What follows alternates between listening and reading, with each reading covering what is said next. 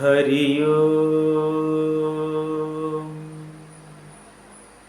നമഃ ശിവായ.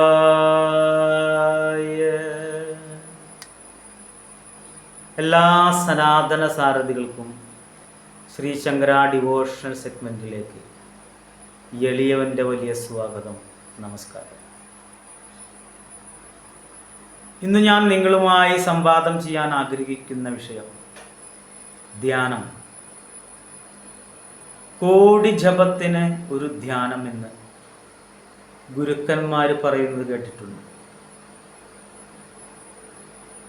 ധ്യാനം ചെയ്യുമ്പോൾ ഒരു നിയമവും അതിന് ബാധകമല്ല എന്നും പഠിക്കേണ്ടത്.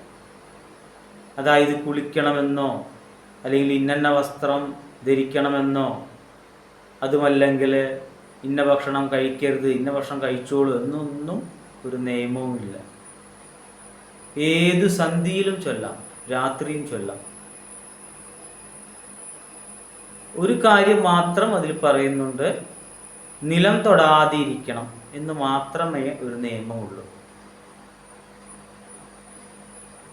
ഈ ധ്യാനം എന്തിനാണ് നമ്മൾ ചെയ്യുന്നത് എന്നുണ്ടെങ്കിൽ, സാമ്പത്തികപരമായി നമ്മൾ പിന്നോട്ട് പോവുക, അല്ലെങ്കിൽ കടം വന്ന് കയറുക, അല്ലെങ്കിൽ ധനം വന്ന് ചേരായ വരിക, അല്ലെങ്കിൽ രോഗങ്ങളെ കൊണ്ട് ദുരിതങ്ങൾ വരിക, അല്ലെങ്കിൽ അടിക്കടി വരുന്ന അനർത്ഥങ്ങൾ വരിക. ഒരുപാട് ദേവീദേവന്മാരെയൊക്കെ പൂജിച്ചു, എന്നിട്ടും അതിന് ശമനം വരുന്നില്ല. ഒരുപാട് വഴിപാടുകൾ ചെയ്തു, എന്നിട്ടും ശമനം വരുന്നില്ല. അങ്ങനെയുള്ളവർ ഒരു കാര്യം മനസ്സിലാക്കുക, നമ്മുടെ മുൻജന്മ ശാപം അനുഭവിച്ച് തീരുകയാണ് എന്ന്. ആ ദേവീദേവന്മാർക്ക് ശക്തിയില്ലാഞ്ഞിട്ടല്ല, നമ്മളെ ഒന്നുകൂടെ പ്യൂരിഫൈ ചെയ്യാണ്, ഒന്നുകൂടെ അരിച്ചരിച്ചരിച്ച് നല്ലൊരു മാർഗത്തിലേക്ക് കൊണ്ടുവരികയാണ് എന്ന് നമ്മൾ വിചാരിക്കണം.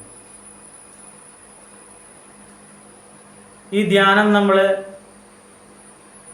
നിലം തൊടാതെ ഇരിക്കുക എന്ന് ഞാൻ പറഞ്ഞു. അപ്പോൾ കട്ടിയുള്ള ഒരു പുതപ്പോ അല്ലെങ്കിൽ എന്തെങ്കിലും തുണി വിധാനങ്ങളിലൊക്കെ ഇരിക്കണം.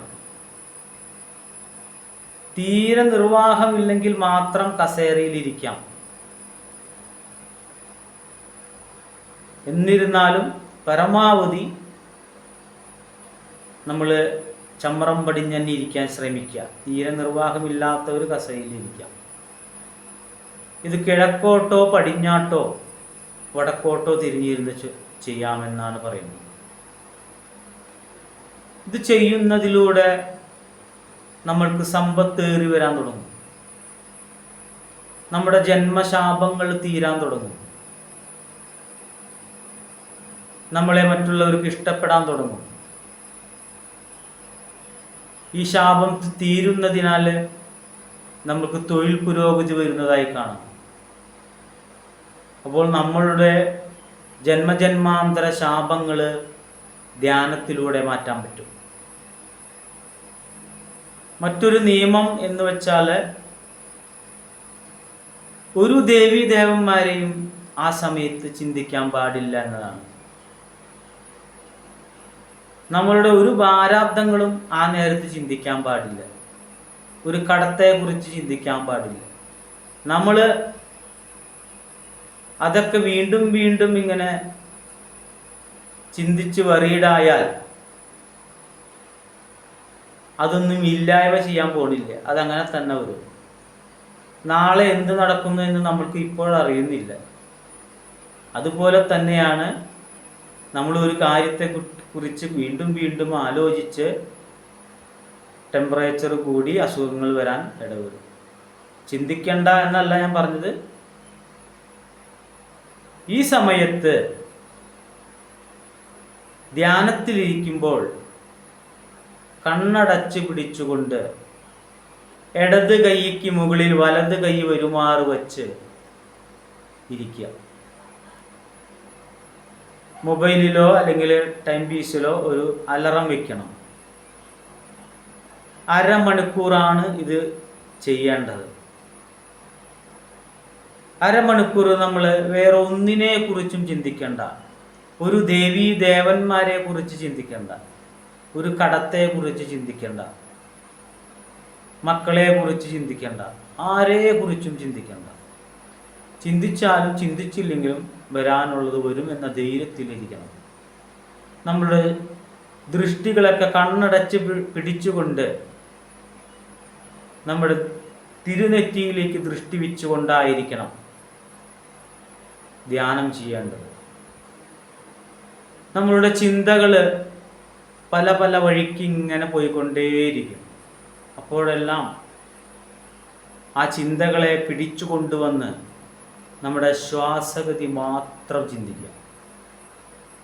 ശ്വാസം അകത്തേക്ക് വലിക്കുന്നതായി ചിന്തിക്കുക. അകത്തേക്ക് പോകുന്നു, ശ്വാസം പുറത്തേക്ക് പോകുന്നു. ഈ രണ്ട് കാര്യങ്ങൾ മാത്രം ചിന്തിക്കുക. വേറെ ഒന്നിനെ കുറിച്ച് ചിന്തിക്കേണ്ട, ഒരു ദേവീ ദേവന്മാരെ കുറിച്ച് ചിന്തിക്കേണ്ട. ഇങ്ങനെ നിങ്ങളൊന്ന് പ്രാക്ടീസ് ചെയ്യുക.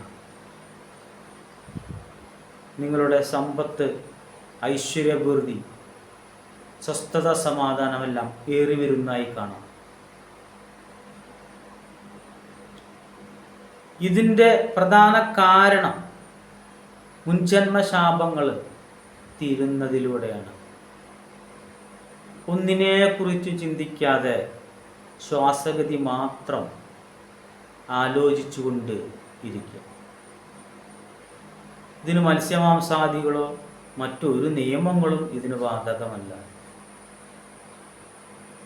നമ്മൾ ചിന്തിച്ചു കൊണ്ടിരിക്കുമ്പോൾ, ഈ ശ്വാസോച്ഛ്വാസം ചിന്തിച്ചു കൊണ്ടിരിക്കുമ്പോൾ ഓട്ടോമാറ്റിക്കലി നമ്മുടെ മനസ്സ് പല പല കാര്യങ്ങളിലേക്ക് പോകും.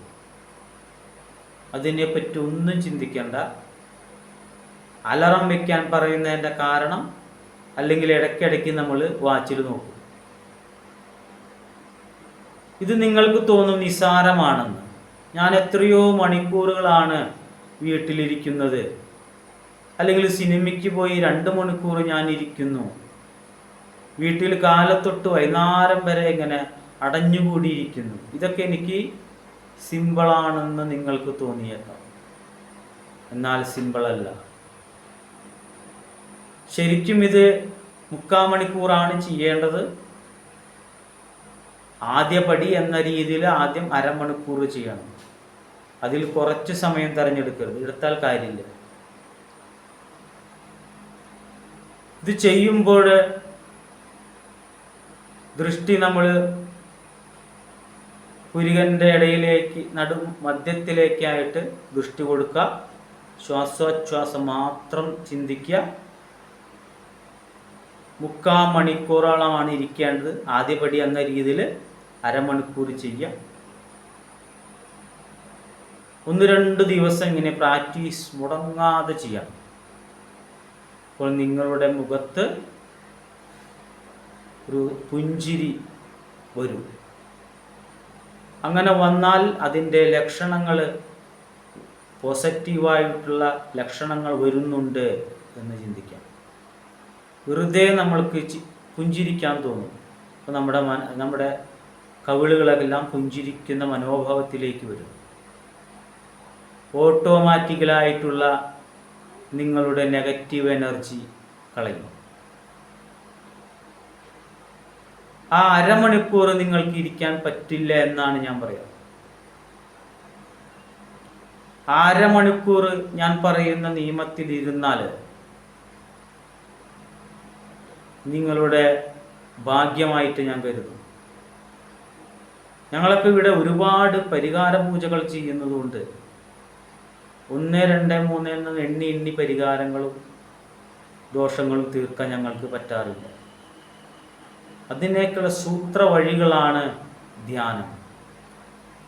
കോടി ജപത്തിന് ഒരു ധ്യാനം. ഈ ധ്യാനം ആർക്കൊക്കെ ചെയ്യാമെന്നുണ്ടെങ്കിൽ സകലമാന ജനങ്ങൾക്കും ചെയ്യാം. സ്ത്രീകൾക്ക് പിരീഡ് സമയത്തും ഇത് ചെയ്യാം. ഒരു നിയമങ്ങളുമില്ല. ഒറ്റ നിയമം മാത്രം, നിലത്ത് തൊടാതെ ഇരിക്കണം എന്ന് മാത്രം. ഇങ്ങനെ നിങ്ങൾ ചെയ്തു നോക്കുക. 21 ദിവസമാകുമ്പോഴേക്കും മുടക്കം കൂടാതെ നിങ്ങൾ ചെയ്താൽ നിങ്ങൾക്കതിൻ്റെ ഫലം, കടത്തിൽ മുങ്ങിയിരിക്കുന്ന ഒരാളാണെങ്കിൽ അതിനൊക്കെ വളരെ വ്യത്യാസങ്ങൾ വന്ന് ധനം വന്നു ചേരാൻ തുടങ്ങും. രോഗങ്ങൾ ഒഴിയുന്നതായി കാണാൻ പറ്റും. നമ്മുടെ മനസ്സിനും നമ്മുടെ കുടുംബത്തിലും ഒരു ശാന്തി സമാധാനം ഉണ്ടാകുന്നതായി കാണാൻ പറ്റും. നിങ്ങൾ പരീക്ഷിച്ചു നോക്കുക. ഇതെല്ലാം ഞാൻ വെറുതെ മേഡ് ചെയ്തുണ്ടാക്കുന്നതല്ല, ഗുരുക്കന്മാരിൽ നിന്ന് കിട്ടിയിട്ടുള്ള അറിവുകളാണ്. ഈ അറിവുകൾ എന്നാലെ നശിച്ചു പോകാതിരിക്കാൻ വേണ്ടി ഇപ്പോഴത്തെ തലമുറയ്ക്ക് ആവശ്യമില്ലെങ്കിലും എന്തായാലും 1-2 തലമുറയ്ക്ക് ശേഷം വീണ്ടും ഈ ഹിന്ദു ധർമ്മത്തിലേക്ക് ലോക ജനങ്ങൾ വരാൻ തുടങ്ങും. അപ്പോഴായിരിക്കും ഇതിൻ്റെ പ്രസക്തി നിങ്ങൾ അറിയാം. അമ്പലത്തിൽ പോകണ്ട, ഭഗവാനെ ഭജിക്കണ്ട എന്നല്ല ഞാൻ പറഞ്ഞത്. ഇതൊരു ചിട്ടപ്രകാരം നിങ്ങൾ പ്രാക്ടീസ് ചെയ്യുക. അതിന് സമയം നോക്കണ്ട. എപ്പോഴാണോ നമുക്ക് സ്വസ്ഥമായിട്ടിരിക്കാൻ പറ്റുക, രാത്രിയാവാം, എല്ലാവരും ഉറങ്ങിയ സമയമായിരിക്കാം, ഭക്ഷണം ഒന്നും ഇതിന് പ്രശ്നമല്ല. നിങ്ങളുടെ ശ്വാസഗതി, നിങ്ങളിലേക്ക് തന്നെ തിരിയുക. നിങ്ങൾ തന്നെയാണ് ഈശ്വരൻ. നിങ്ങളിലുള്ള അഖില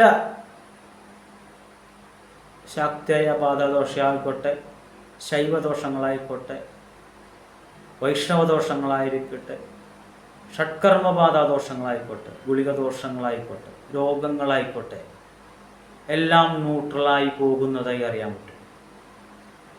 നിങ്ങളെല്ലാവരും പരീക്ഷിച്ച് നോക്കുക.